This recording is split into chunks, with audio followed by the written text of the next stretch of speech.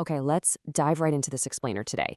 We're going to be validating that bone-deep fatigue and that horrible 3 a.m. dread you might be feeling right now, despite the fact that you've already, done the work.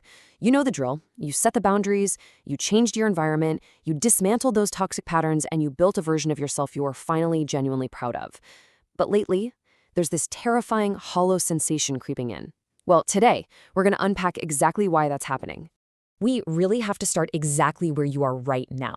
You're probably staring at the wall, feeling your carefully rebuilt life just kind of dissolve in slow motion, and you're asking yourself, have I lost all my growth? You automatically assume you're failing, right? You assume you're sliding backward into old reactions, and it feels like this endless, exhausting cycle of building and dissolving. You might even be wondering if there's anything left of you actually worth reassembling. But I'm here to tell you, based on the psychological frameworks we're looking at today, you are absolutely not failing, not even a little bit. Because here is a massive paradigm shift for you. This unraveling you're experiencing, it isn't a failure. It is literal, biological proof that you've actually gone far enough forward. Think about it.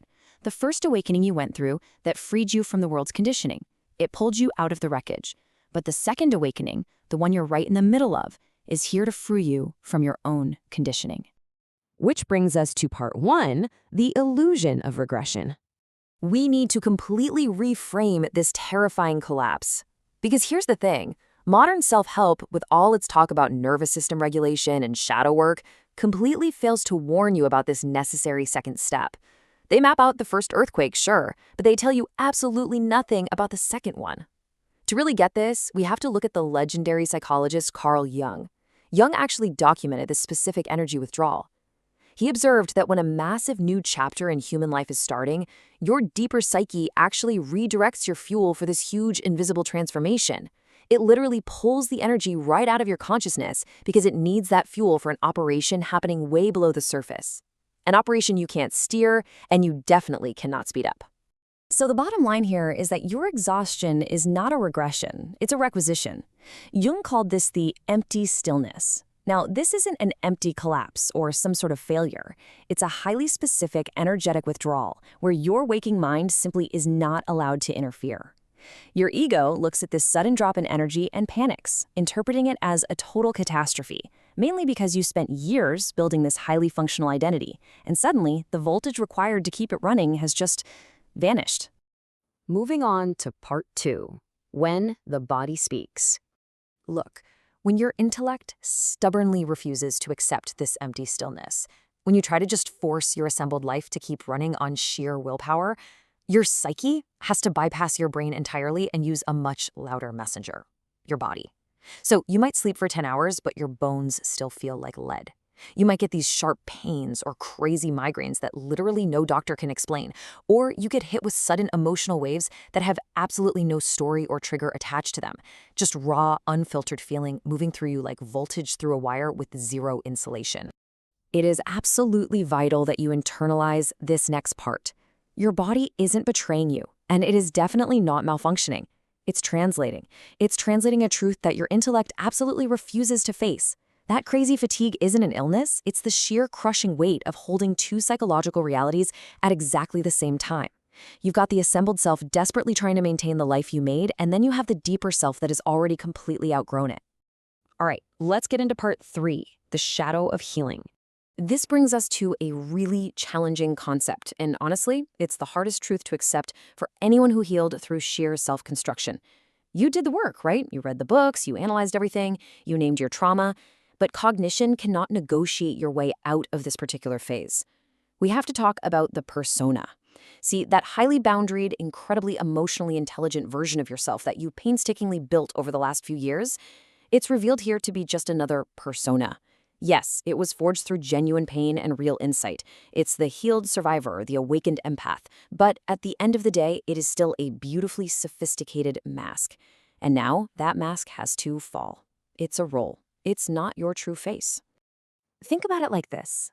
The first awakening was all about exposing the dark, toxic material you were hiding from yourself. But the second awakening, that exposes the light material you assembled to replace it. Your psyche is relentlessly driven toward your true self, which means it's going to relentlessly dismantle the very identity you are the most proud of, because it's literally the final layer of construction sitting between you and what's actually underneath. This takes us to Section 4, entering the nigredo.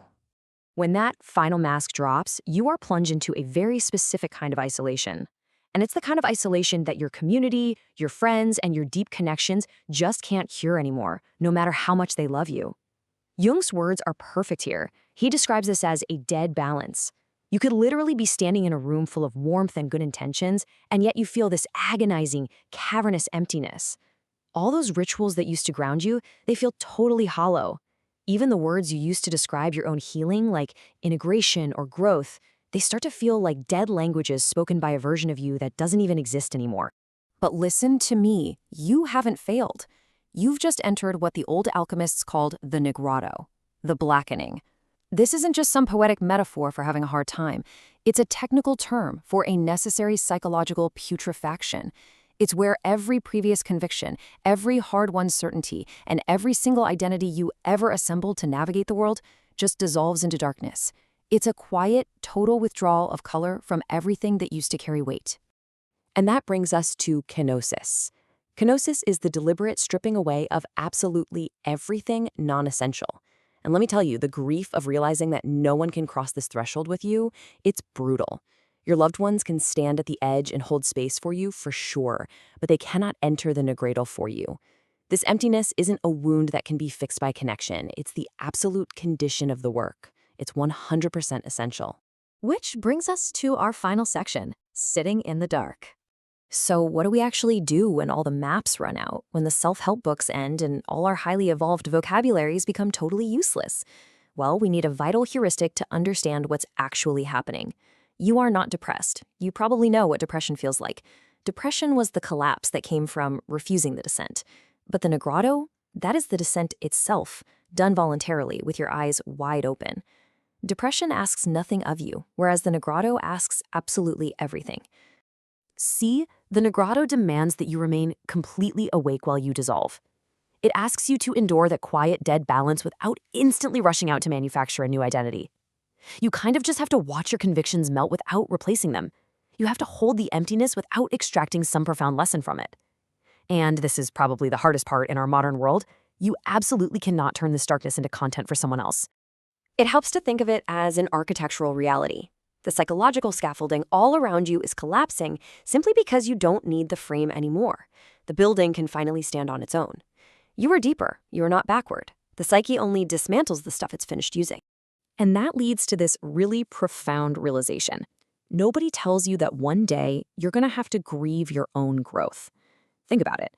You were taught how to mourn toxic identities, sure, but you were never taught how to mourn an identity you're actually proud of, the one that literally saved your life. But that healed self didn't heal you permanently. It just prepared you for this exact moment.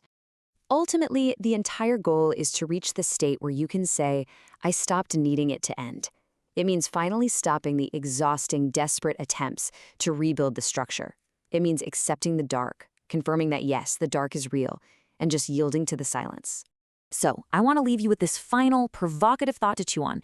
Can you sit in that dead balance and actually let go of the very healing that saved your life? Can you sit in the dark without reaching for a new map? Because maybe, just maybe, the absence of comfort isn't the absence of meaning. Perhaps this exact darkness is the true beginning of your actual self. Think about that as you navigate your own descent, and I'll catch you in the next explainer.